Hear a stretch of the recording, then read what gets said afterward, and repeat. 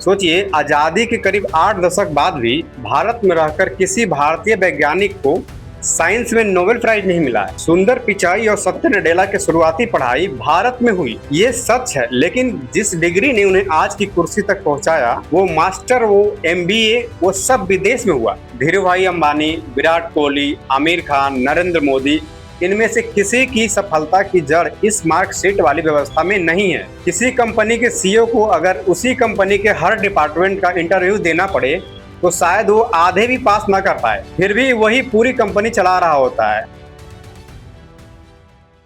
भारत में हर साल इतने इंजीनियर पास होते हैं जितनी पूरी आबादी स्विट्जरलैंड की भी नहीं है। फिर भी रिसर्च और इनोवेशन में नंबर 1 कौन है? स्विट्जरलैंड। संख्या ज्यादा है, नतीजे कम। सोचिए, आजादी के करीब 8 दशक बाद भी भारत में रहकर किसी भारतीय वैज्ञानिक को साइंस में नोबेल प्राइज नहीं मिला है। CV रमन ने जो जीता था वो 1930 की बात है, तब भारत आजाद भी नहीं हुआ था। उधर अमेरिका अकेले 100 से ज्यादा साइंस नोबेल अपने नाम कर चुका है। सुंदर पिचाई और सत्य नडेला की शुरुआती पढ़ाई भारत में हुई, ये सच है। लेकिन जिस डिग्री ने उन्हें आज की कुर्सी तक पहुंचाया, वो मास्टर, वो MBA, वो सब विदेश में हुआ। तो सवाल उठता है कि आखिर कमी कहाँ है? इस सवाल की जड़ तक जाने के लिए हमें 150 साल पीछे चलना होगा। अंग्रेजों के सामने उस वक्त दो मुश्किलें थी: भारतीयों से बात कैसे करें और दफ्तर चलाने के लिए क्लर्क कहां से लाएं। 1835 में थॉमस बेबिंगटन मैकॉले लाए इंग्लिश एजुकेशन एक्ट, और एक झटके में दोनों समस्याएं हल हो गई।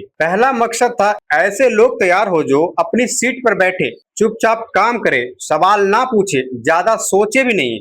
मकसद दूसरा, अंग्रेजी में बात करने वाले लोग। और आज अंग्रेजी सिर्फ भाषा नहीं रही, भारत में वो एक क्लास बन चुकी है, जबकि दुनिया में सबसे ज्यादा बोली जाने वाली भाषा भी नहीं है ये। रूस देखिए, चीन देखिए, फ्रांस देखिए, इनमें से किसी को अंग्रेजी का लेकर उतना जुनून नहीं जितना भारत में है।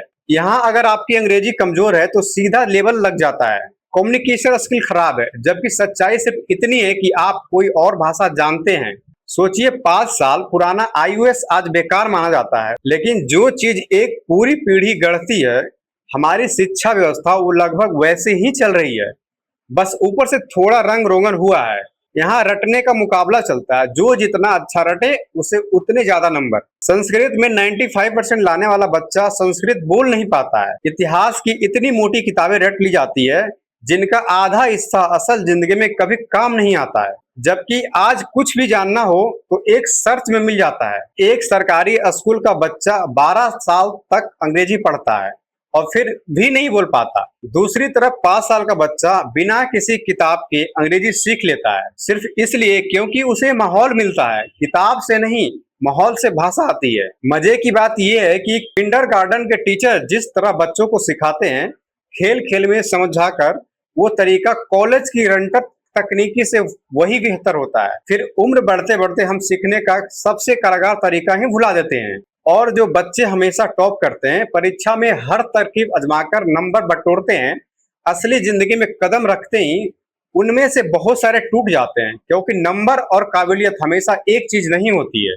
यहाँ सबको एक जैसा सिलेबस, एक जैसी परीक्षा दी जाती है, किसी भी काबिलियत परखे बिना। जरा सोचिए, एक मछली, सांप और हाथी को एक लाइन में खड़ा करके कहा जाए पेड़ पर चढ़ो, तो चारों उम्र भर यही मानेंगे कि वो नाकाबिल है। जबकि द्रोणाचार्य ने पांडवों को भी अलग अलग सिखाया था कि हर एक की क्षमता के हिसाब से सबको एक ही धनुष विधा नहीं रटाई गई थी। और आज भी हमारे पास विकल्प सीमित है। साइंस सबसे ऊपर, कॉमर्स बीच में, आर्ट्स सबसे नीचे। आर्ट्स को इतनी हल्के में लिया जाता है जैसे उसका कोई भविष्य ही नहीं है। हर माता पिता चाहते हैं कि बेटा इंजीनियर बने या डॉक्टर। कॉलेज भी नए विकल्प जोड़ने से डरते हैं, क्योंकि माता पिता अपने बच्चों को वो विकल्प नहीं चुनने देते, तो विकल्प की मांग ही पैदा नहीं होती है। और ये ट्रेनिंग बचपन से शुरू हो जाती है, घर से, रिश्तेदारों से। अच्छे नंबर नहीं, अच्छी नौकरी नहीं तो जिंदगी बेकार।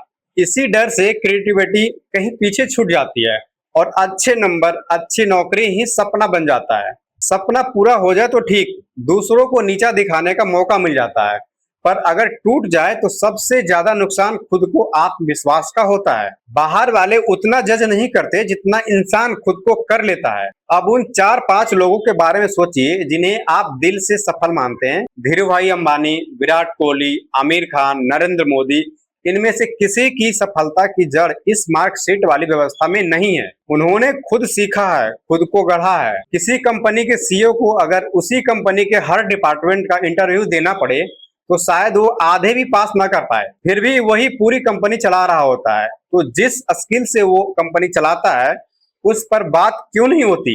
जिंदगी का 1/4 हिस्सा लोग इसी व्यवस्था में खपा देते हैं ताकि आगे चलकर किसी और के सपने पूरे कर सके, जो शायद उनसे कम पढ़ा लिखा हो, ज्यादा समझदार निकले। और अगर हमारी व्यवस्था बकाई इतनी अच्छी है तो नेता और सेलिब्रिटी अपने बच्चों को पढ़ने विदेश क्यों भेजते हैं?